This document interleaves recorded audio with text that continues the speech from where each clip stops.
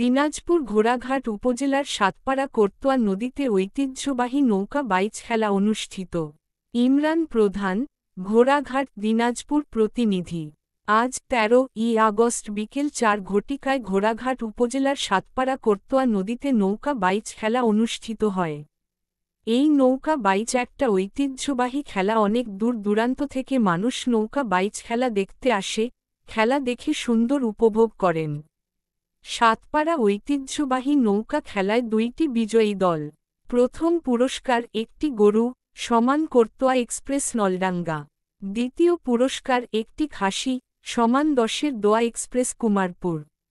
এই সময় উপস্থিত ছিলেন ৩ নং সিংড়া ইউপি চেয়ারম্যান সাজ্জাদ হোসেন, সাবেক UP chairman Mohammad Sarwar Hossain, UP সদস্য গোলাম রব্বানী। সব শেষে পুরস্কার বিতরণ করে খেলা সমাপ্তি ঘোষণা করা হয়।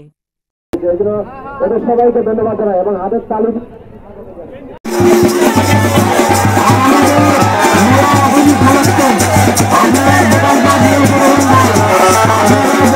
আমরা